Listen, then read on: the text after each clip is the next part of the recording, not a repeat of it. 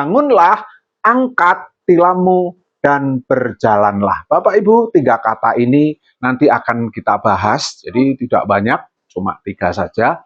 Tetapi Bapak Ibu, ini mengandung satu pengertian yang mendalam dalam kehidupan kita sebagai orang percaya. Nah, kita akan lihat dulu di dalam ayatnya ya. Bapak Ibu yang dikasih Tuhan, kisah ini sudah tidak asing lagi ya bagi kita. Kita sudah sering mendengar kisah ini dan sudah banyak disampaikan oleh hamba-hamba Tuhan. Sejak saya sekolah minggu, saya pun sudah mendengar cerita ini tentang penyembuhan di kolam Bethesda ini. Tetapi sebelum kita akan lanjut Bapak Ibu, kita harus tahu dulu apa itu Bethesda. Arti Bethesda, asal-usul bahasa, berasal dari bahasa Ibrani atau Aram yang terdiri dari Bet dan Hesda. Ada 2 makna Bethesda. Yang pertama, makna positif, atau yang kedua, makna negatif. Makna positif adalah rumah belas kasihan atau rumah anugerah. Kenapa disebut rumah belas kasihan atau anugerah? Karena di situ ada banyak orang yang disembuhkan. Maka disebut anugerah. Bukankah kesembuhan adalah anugerah, Bapak Ibu? Ya, maka di situ disebut rumah anugerah atau rumah belas kasihan. Di situ penuh dengan orang-orang yang perlu dibelas kasihani. Karena orang-orang sakit di situ itu perlu belas kasihan. Bahkan ketika mereka sembuh, mereka mendapat anugerah. Maka disebut rumah anugerah. Ini adalah makna positif. Ya. Namun ada makna negatif. Makna negatif adalah malu atau dipermalukan. Kenapa Bapak Ibu disebut rumah malu atau rumah yang dipermalukan? Karena di situ banyak orang sakit yang ada di situ. Nah, orang sakit mungkin ada yang buta, ada yang tuli, ada yang lumpuh, ada yang penyakit kusta, ada penyakit yang aneh-aneh, yang parah, Bapak Ibu ya. Di masa itu, di era zaman dahulu, di masa itu ya Bapak Ibu, orang yang sakit karena kusta, yang sakitnya parah, itu selalu disebut kena tulah. Ya, kena tulah. Jadi karena mereka kena tulah, orang yang kena tulah itu adalah orang yang dianggap berdosa oleh masyarakat pada waktu itu. Ya, jadi zaman itu tuh nggak enak banget ya, dihakimi. Ya, apakah semua kena tulah? Sebenarnya mungkin belum tentu juga. Tetapi ini penghakiman orang pada waktu itu. Kalau orangnya sakitnya parah, selalu dihakimi bahwa dia kena kutuk atau kena tulah. Maka orang yang kutuk dan kena tulah itu harus diasingkan. Nah, dan orang yang kena kutuk atau kena tulah atau dianggap kena tulah itu adalah orang yang dipermalukan. Sini ya, sehingga dia harus berkumpul di satu tempat yang namanya Bethesda. Ini adalah makna negatifnya. Namun Bapak Ibu Saudara dikasih Tuhan, melihat kejadian konteksnya adalah merujuk pada kolam Bethesda di Yerusalem. Ya, jadi di situ di rumah anugerah atau di Bethesda ini ada kolam ya, namanya kolam Bethesda. Tempat Yesus menyembuhkan seorang pria yang lumpuh selama 38 tahun. Ini konteks pada hari ini atau Alkitab pada hari ini. Nah, di kolam Bethesda ada seorang laki-laki yang telah sakit selama 38 tahun. Nggak main-main ya. Sakit 38 tahun itu sakit yang tidak sebentar ya, sakitnya cukup lama. Coba bayangin Bapak Ibu, kalau kita sakit selama ini terus koyo opo Bapak Ibu ya, kita baru sakit sehari 2 hari, seminggu paling pol, itu aja sudah menderitanya luar biasa ya. Itu aja mungkin bukan penyakit yang aneh-aneh, bukan yang parah, yang tidak memerlukan perawatan khusus, baru masuk angin telung dino, itu nggak enak Bapak Ibu. Ini sudah 38 tahun. Terus ia hanya bisa terbaring menunggu kesempatan untuk disembuhkan. Namun setiap air kolam itu bergoncang, orang lain selalu lebih dulu masuk. Orang lain selalu, ia merasa tidak punya siapa-siapa, tidak punya kekuatan, bahkan tidak punya harapan lagi. Jadi orang yang sakit 38 tahun ini hanya bisa menunggu kesempatan. Kesempatannya kapan? Waktu kolam itu digoncang oleh malaikat Tuhan. Waktu kolam itu diaduk-aduk oleh kuasa Tuhan atau malaikat Tuhan, sehingga orang akan beramai-ramai masuk ke dalam kolam itu.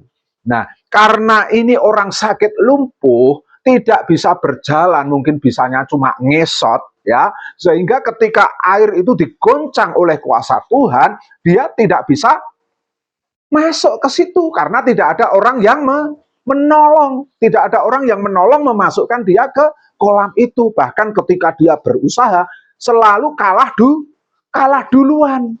Jadi akhirnya apa? Dia tidak bisa apa-apa, merasa tidak punya apa-apa, merasa tidak ada yang peduli, merasa putus asa. Ya, Bapak Ibu, lalu datang Yesus, satu titik datang Yesus. Yesus itu datang ke rumah yang dipermalukan itu, ke Bethesda. Yesus mendatangi tempat orang-orang kena tulah, kena kutuk, sakit penyakit di situ. Supaya apa? Karena Yesus akan memberikan anugerahnya, kesembuhannya. Maka Yesus datang di situ. Lalu Yesus itu bertanya demikian, Bapak Ibu. Maukah engkau sembuh? Nah, kata ini, pertanyaan ini sebenarnya bukan karena Yesus tidak tahu jawabannya. Kalau orang sakit, nek ditekoki gelem ora mari, mesti gelem. Ya, siapa yang nggak pengen mari? Siapa yang nggak pengen sembuh? Pasti gelem. Artinya apa? Tuhan Yesus sudah tahu jawabannya. Tetapi kenapa Yesus tetap bertanya, maukah engkau sembuh? Ini sebenarnya Yesus sedang mendidik si sakit itu untuk menggunakan imannya. Ya, untuk menggunakan imannya. Tuhan Yesus sedang memberikan satu jaminan atau tawaran supaya maukah engkau sembuh? Pertanyaannya, banyak orang tidak merespon dengan baik. Kita akan lihat next selanjutnya ya. Sebelum kita lanjut, ada dua hal penting yang kita perlu perhatikan. Dua hal penting. Yang pertama, mujizat itu terjadi karena kuasa Tuhan. Amin, Bapak Ibu. Mujizat itu mau apapun lantarannya, mau apapun penyebabnya terjadi dalam hidup kita, sebenarnya itu adalah kuasa Tuhan. Ya, kuasa Tuhan. Nah, mujizat terjadi bukan karena air kolam yang bergoncang. Mujizat bukan berarti karena pertolongan manusia. Mujizat terjadi bukan karena usahanya sendiri bisa masuk ke kolam itu, tetapi mujizat terjadi karena kuasa firman Tuhan, Bapak Ibu. Jadi ini yang perlu kita sadari sebagai orang percaya. Dan saat ini, pada malam hari ini, Tuhan Yesus menawarkan satu mujizat. Maukah engkau sembuh? Amin, Bapak Ibu. Kita nggak sakit kok disuruh sembuh. Ya, ini bisa memiliki makna ganda, Bapak Ibu. Selain sakit penyakit yang benar-benar sakit, ya kayak Pak Hudi gitu ya, sakit, atau makna rohani. Makna rohani adalah kadangkala kita itu mengalami kelumpuhan rohani.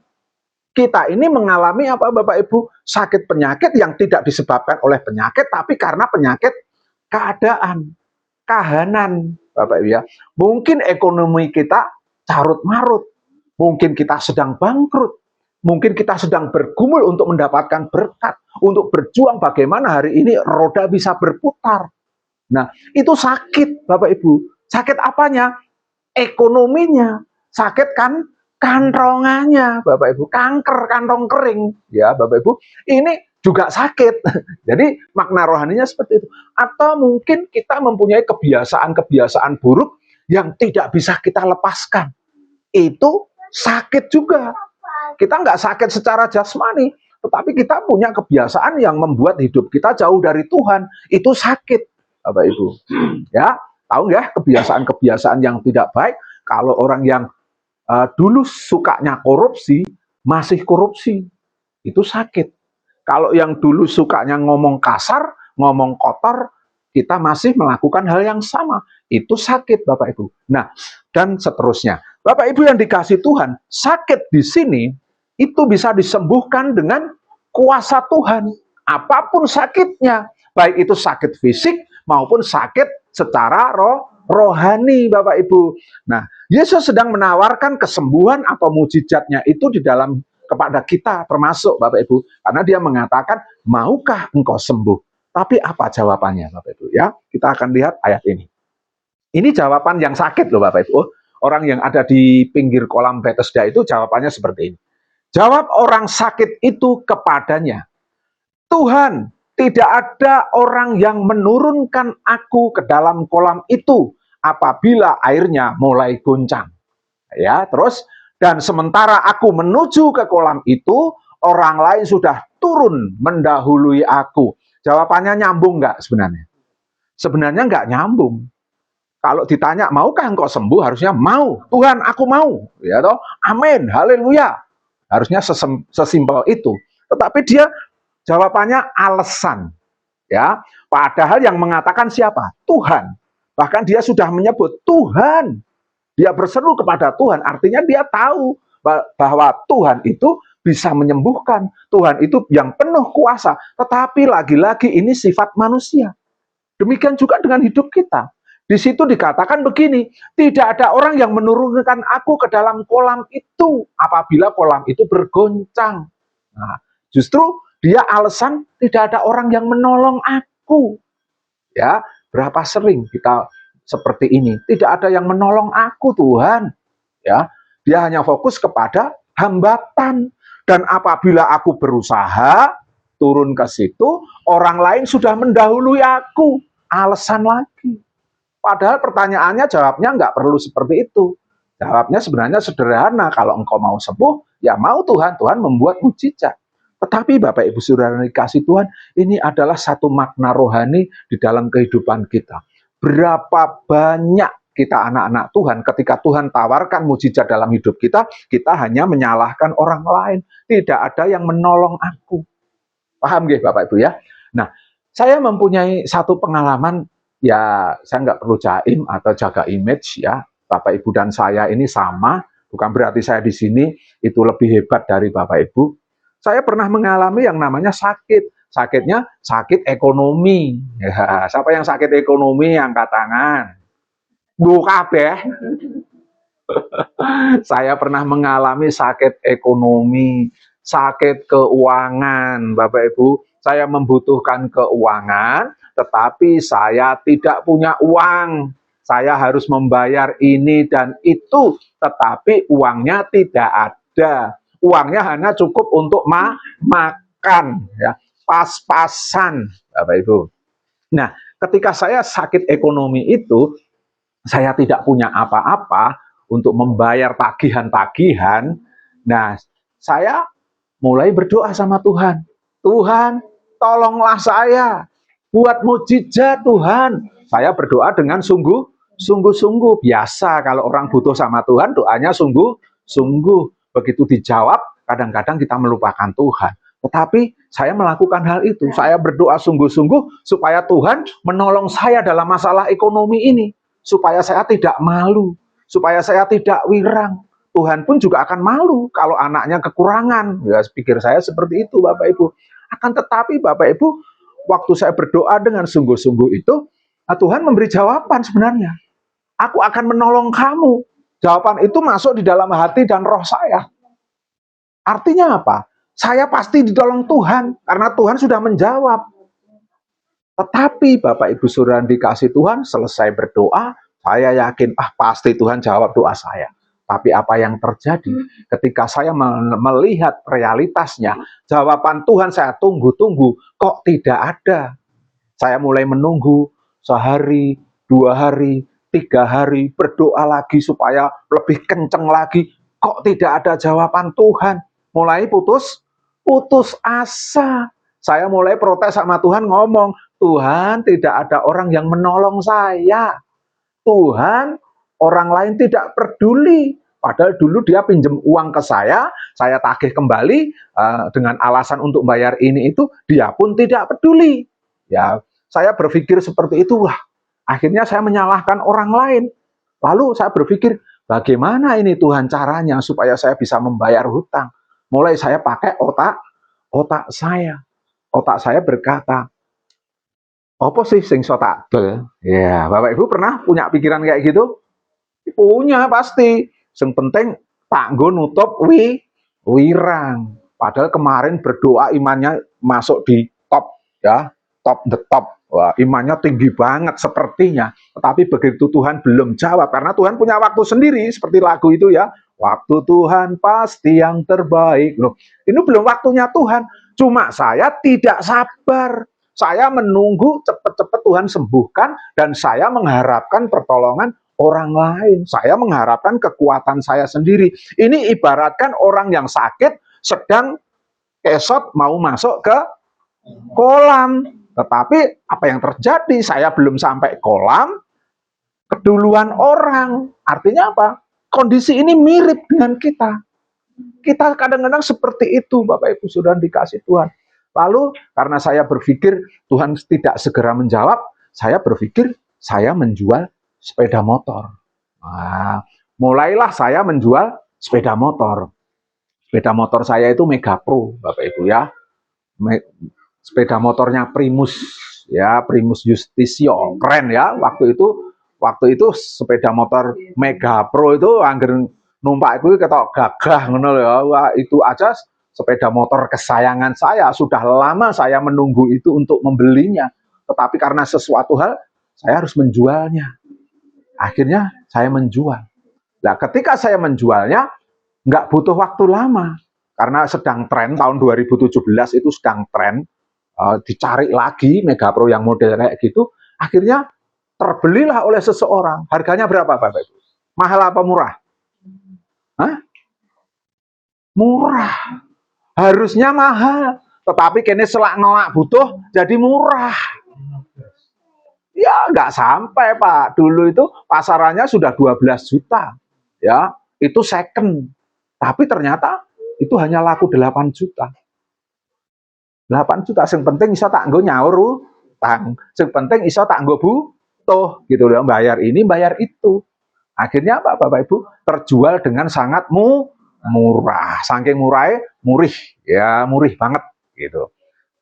Wah, saya jual itu ya sudahlah, wis plong lah, untuk sementara apa, Bapak Ibu? Masalahku teratasi. Esok harinya, Bapak Ibu, Tuhan itu jawab doa saya loh. Saya mendapatkan uang loh, Bapak Ibu. Saya mendapatkan uang untuk membayar ini dan itu. Ya, sejumlah yang saya butuhkan. Artinya sebenarnya Tuhan itu sedang menjawab doa saya, cuma saya nggak sabaran. Saya pengen nolong Tuhan. Cepet Tuhan, saya wis ora percaya. Yo nek dijawab, nek ora, wah, pikiran saya seperti itu. Akhirnya apa, Bapak Ibu Saudara dikasih Tuhan? Saya kecewa, kenapa ndak tak dol, ya, kecewa ditukok kene ora entuk, Bapak Ibu ya, mahal harganya, mahil, ya. Akhirnya saya kecewa. Betapa banyak kita berusaha menolong Tuhan untuk membantu kita, dan kita justru jatuh di dalam kekecewaan. Ya. Hanya karena kita tidak, apa Bapak Ibu, tidak sabar menunggu bahwa mujizat itu dari Tuhan, bukan dari kekuatan saya. Mujizat itu bukan dari usaha saya. Mujizat itu bukan dari pertolongan orang lain, tetapi dari Tuhan. Sayangnya saya tidak percaya. Maka yang terjadi adalah kekecewaan. Hal ini juga terjadi pada Abraham. Ketika Abraham dijanjikan anak perjanjian yaitu Ishak dari keturunan melalui Sarah, berapa tahun dia mendapatkan anak? 25 tahun ya, baru mendapatkan Ishak ya. Tetapi masa panjang itu, masa penantian itu, Abraham dan Sarah tidak sabar. Bahkan dia menyuruh Abraham untuk menikahi pembantunya, menikahi Hagar, pembantunya. Siapa tahu melalui Hagar ini jawaban Tuhan terjadi. Kondisi ini sama. Tetapi Tuhan itu punya otoritas mutlak. Bahwa kalau dari Tuhan ya dari Tuhan. Tidak ada campur tangan manusia atau usahamu sendiri. Kita hanya menunggu waktu Tuhan. Karena Tuhan sudah ngasih jawaban. Nah, tetapi apa yang terjadi ketika Abraham mendahului Tuhan? mengambil Hagar menjadi istrinya. Anak yang dihasilkan sampai sekarang ngerecoki kita. Ya, kita menyesal kenapa Abraham seperti itu. Itulah akibatnya kalau kita tidak percaya sepenuhnya sama Tuhan, bahkan tidak merasa bahwa Tuhan itu segera menjawab saya, sehingga apa? Mujizat itu tidak terjadi. Maka kita mulai menolong Tuhan dengan cara kita. Tetapi perlu diyakini bahwa mujizat itu karena kuasa Tuhan. Amin, Bapak Ibu. Ini yang harus kita pegang erat-erat. Jadi kalau Bapak Ibu mengalami masa sulit, tunggu dulu. Tunggu dulu lebih lama lagi sama Tuhan. Ya, jangan keburu-buru ambil keputusan. Nanti salah, kita nyesel. Ya, terus next. Yang kedua, mujizat terjadi karena ketaatan. Mungkin kita tidak lumpuh secara fisik, tetapi banyak di antara kita lumpuh secara rohani. Memiliki iman yang lumpuh. Kita lumpuh oleh dosa, rasa takut, kekecewaan, kekhawatiran, dan lain sebagainya, atau kebiasaan lama yang menahan kita. Kita merasa tidak kuat, tidak bisa, tidak ada yang menolong, bahkan tidak berdaya. Bapak Ibu ya. Jadi ini keadaan orang yang lumpuh rohani selalu berkata saya tidak bisa. Tidak ada iman sedikit pun, tidak ada keberanian sedikit pun untuk mempercayai Tuhan. Hati-hati kalau Bapak Ibu tidak punya keberanian untuk mempercayai Tuhan, mungkin kita sedang lumpuh. Lumpuh apanya? Lumpuh ingatannya. Ya, jadi kita nggak bisa boro-boro taat. Ora percaya Bapak Ibu wong lumpuh, eneke mung ma itu opo yo Tuhan tolong. Loh, kalau kita dekat sama Tuhan, Tuhan itu pelihara kita. Percaya nggak Bapak Ibu? Bahkan keinginan-keinginan yang sepele aja dikasih Tuhan. Contohnya pun ini. Ya, sepele. Ya, saya juga pernah mengalami lagi mbaten pohong gitu, diteri pohong Bapak Ibu ya. Senenganku kan pohong Bapak Ibu. Loh, saya bersyukur bukan pohongnya. Tetapi loh, ini loh pemeliharaan Tuhan loh. Lagi mbaten, kok dikasih ya. Itu pemeliharaan Tuhan. Kalau di hati kita itu apa ya, taat kepada Tuhan, terus kita itu mempunyai iman yang teguh, tidak mengeluh, tidak menyalahkan orang lain, mujizat itu terjadi Bapak Ibu. Mulai dari hal-hal yang sepele. Bapak Ibu pengen mujizat besar atau kecil? Kecil, ya enggak apa-apa. Kecil saja. Karena kalau mujizat kecil, cobaannya ya kecil. Ya, Bapak Ibu pengen sembuh dari penyakit flu atau pengen sembuh dari penyakit tumor? Oh, pilih mana? Ya, pilih flu aja. Ya, flu gampang mari. Lah nek tumor penderitaannya luar biasa Bapak Ibu. Nah, jadi hati-hati kalau Pak Mul bilang kecil ya enggak apa-apa. Enggak salah. Tapi yang paling penting sikap hati kita adalah sikap yang taat kepada perkataan Tuhan. Itu yang paling penting. Mau mujizat besar, mau mujizat kecil, kalau hati kita taat, mujizat itu menjadi milik kita. Amin. Terus, nah di tengah keputusasaan itu si sakit, akhirnya Tuhan berkata begini, kata Yesus kepadanya, bangunlah, angkatlah tilammu dan berjalanlah. Ya, tadi yang pertama Tuhan Yesus menawarkan ya, maukah engkau sembuh? Jawabannya ngoyoworo, ya, jawabannya alasan kakean. Tetapi Yesus akhirnya berkata begini, bangunlah, angkatlah tilammu dan berjalanlah. Nah, ini kata yang mengandung apa? Bapak Ibu istilahnya profetik ya, kenabian ya, kenabian atau profetik itu di mana kata itu ada kuasa yang keluar. Jadi ketika Tuhan Yesus berkata, bangunlah, ini adalah sebuah perkataan atau instruksi kepada orang lumpuh di kolam Bethesda tersebut. Tidak ada gunanya mengeluh, mengharap pertolongan manusia, menyalahkan orang lain, tetapi hanya perlu mendengar dan taat kepada perkataan Yesus itu. Jadi disinilah letak mujizatnya. Ketika Yesus mengatakan, bangunlah, maka si itu, Bapak Ibu, si lumpuh itu ternyata bisa bangun. Nah, imannya tumbuh. Semula dia pesimis, orang lain nggak bisa nolong saya kok. Tetapi begitu dia mulai taat kepada perkataan Yesus, bangunlah, dia mak jegagik ya, bisa bangun. Dan bukan cuma di situ aja, angkat tilammu dan berjalanlah. Ayo kita akan lihat tiga kata ini ya, tiga kata ini. Yang pertama adalah bangunlah.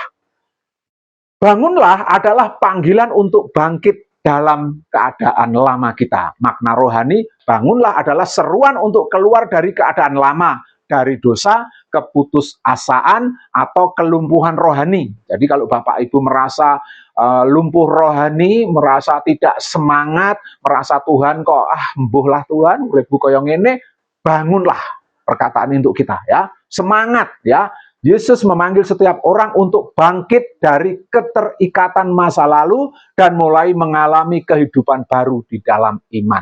Ya, jadi ketika kita merespon perkataan Yesus dengan bangun, berarti mujizat itu sudah terjadi di dalam hidup kita. Amin, Bapak Ibu. Terus pelajaran bagi orang percaya, iman dimulai ketika kita berani merespon suara Tuhan dan meninggalkan hidup lama kita atau zona nyaman kita.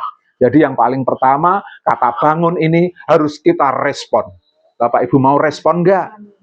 Nah, kalau Bapak Ibu respon, pasti mujizat itu menjadi milik kita. Terus Tuhan tidak hanya ingin menyembuhkan fisik, ya, tetapi juga membangkitkan roh yang lemah agar kembali hidup dalam pengharapan. Kadang-kadang roh yang lemah ini, Bapak Ibu, hidupnya tidak punya pengharapan. Urep ora urep, mati ora mati. Hidup enggan, mati tak mau. Ya, ini mengerikan sekali Bapak Ibu. Tetapi Yesus mau membangkitkan iman kita. Bahwa hanya dengan mengikuti instruksi Tuhan Yesus, kita akan menjadi kuat kembali dan hidup di dalam pengharapan. Dan pengharapan tidak mengecewakan. Amin Bapak Ibu. Nah, Efesus 5 ayat 14, bangunlah hai engkau yang tidur dan bangkitlah dari antara orang mati dan Kristus akan bercahaya atas kamu. Di sini ada kata bangunlah, ada hai engkau yang tidur. Ya, tidur ini orang yang bicara tentang orang yang malas ya. Malas bukan berarti apa dia males-malesan dolanan HP, itu ya, itu malas ya, tidak mau malas. Tetapi yang dimaksud di sini malas itu secara rohani. Hai engkau yang tidur, bangunlah ya. Hai engkau yang malas, bangunlah dan bangkitlah dari antara orang mati. Bukan berarti kalau kita mati suruh bangkit, tidak. Ini makna rohani. Karena kematian itu adalah gambaran tentang kehidupan yang tidak berkembang, kehidupan yang tidak berguna, kehidupan yang putus asa, kehidupan yang tidak bertumbuh. Itu kematian secara rohani, Bapak Ibu. Ketika kita merespon itu, bangun dan bangkit, maka Kristus akan bercahaya di atas kamu. Kalau Kristus bercahaya di atas kamu, hidup kita akan berdampak. Orang melihat kita itu sudah melihat berkat, bukan jasmani. Dari orang Jawa itu bilang ya, pasuryane ya, dari auranya ya itu sudah membuat orang itu seneng gitu loh ya. Bukan kok ndelok rupanya sebel gitu, enggak. Karena apa? Ada Kristus yang bercahaya di dalam setiap perbuatan kita. Berkat tidak usah dicari, pasti mengikuti. Amin Bapak Ibu. Yuk kita lanjut. Sekarang kata yang kedua. Kata yang kedua adalah angkatlah tilammu. Ini artinya begini. Setelah Bapak Ibu disembuhkan, dipulihkan oleh Tuhan, Bapak Ibu memiliki tanggung jawab. Makna rohani tilam atau tikar melambangkan keadaan lama si lumpuh itu. Ini adalah simbol kelemahan, ketidakberdayaan, dan masa lalu yang mengekang. Jadi ketika orang mengangkat tilam, dia sedang mengangkat kehidupan lamanya yang tidak berguna itu, dan tilam ini, kloso ini sudah tidak diperlukan lagi, Bapak Ibu. Karena ini zona nyaman, ini yang membuat kita tidak semangat, ini yang membuat kita tidak mempunyai iman. Yesus menyuruh kita mengangkat tilam itu. Bapak Ibu mau mengangkat tilam? Tikar tuh buang, jangan nanti pulang tikernya dibuang. Ini rohani. Makna rohani ya Bapak Ibu. Kehidupan lama kita buang jauh-jauh karena kita sudah tidak memerlukan lagi. Kita adalah ciptaan baru. Kata Yesus, angkatlah tilammu, dan ia meminta orang itu untuk tidak kembali hidup dalam kehidupan lama. Mengangkat tilam berarti mengambil tanggung jawab atas hidup yang sudah dipulihkan oleh Tuhan. Lanjut Bapak Ibu. Nah, pelajaran bagi orang percaya adalah jangan biarkan masa lalu. Masa lalu itu juga bicara karakter lama ya, bukan cuma dulu masa lalu saya punya nostalgia A, si B, dan lain sebagainya. Bukan. Masa lalu itu adalah kehidupan dulu Bapak Ibu, menjadi tempat tidur bagi iman kita. Jadi kita tidak akan terjebak hidup di masa lalu. Tunjukkan bahwa hidup kita telah berubah. Ya, bawa kesaksian pemulihan kemanapun kita pergi. Jadi Bapak Ibu ini adalah sebenarnya orang-orang yang sudah dipulihkan Tuhan. Ya, amin Bapak Ibu. Dipulih, terlepas dari keadaan kita berpikir kadang-kadang nek dipulihkan Tuhan mesti ndang sugih. Ya, belum tentu ngingu persugihan ya sugih Bapak Ibu ya. Korupsi ya cepat sugih. Ya, jadi ukurannya bukan jasmani.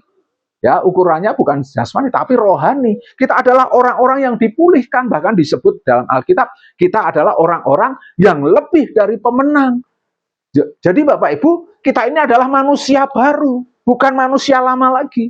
Dan itu harus ditunjukkan kepada orang lain dimanapun kita berada.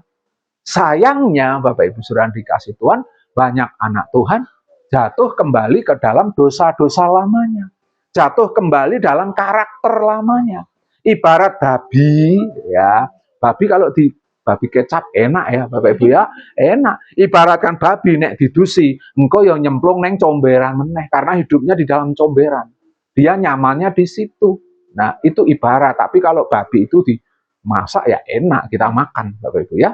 Jadi Bapak Ibu sudah dikasih Tuhan, ciptaan baru itu harus menampilkan Kristus di dalam kehidupan kita yang baru. Karena di situ dikatakan 2 Korintus 5 ayat 17, jadi siapa yang ada di dalam Kristus, jadi Bapak Ibu di dalam Kristus ya, nggak ada yang percaya tidak percaya Yesus, semua percaya kan di sini. Nah, berarti hidup kita di dalam Kristus, ia adalah ciptaan baru, yang lama sudah berlalu. Manusia lama saya yang dulu males, yang dulu suka korupsi, yang dulu suka berkata jorok, yang dulu suka hal-hal yang tidak baik di hadapan Tuhan, sudah diperbarui, itu sudah lewat. Ya, kita menjadi manusia baru. Sesungguhnya yang baru sudah datang. Hidup kita adalah sesuatu yang baru. Amin Bapak Ibu. Itulah makna mengangkat tilam kita, yaitu hidup baru. Next. Yang terakhir adalah berjalanlah, simbol hidup dalam iman dan ketaatan. Maka makna rohani, Yesus tidak menyuruh diam di tempat, tetapi berjalan. Ini melambangkan kehidupan yang aktif dalam iman dan progresif. Progresif itu ada progres ya, ada grafik yang naik dalam ketaatan.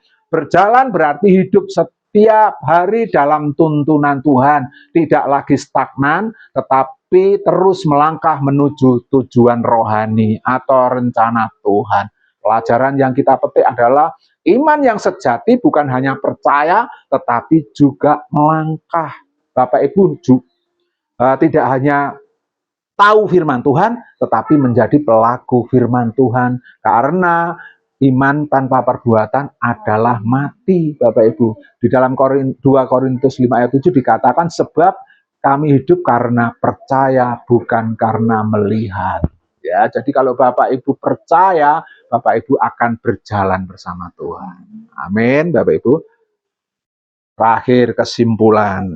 Kesimpulannya begini. Ketika perintah Yesus ini menggambarkan perjalanan rohani setiap orang percaya. Malam hari ini Yesus berkata, bangunlah. Bangun ya Bapak Ibu ya. Bangun dari keadaan kita masa lalu. Ini perintah Tuhan Yesus. Keadaan-keadaan kita yang mungkin tidak bisa berkembang dan lain sebagainya. Yang kedua, angkatlah tilammu.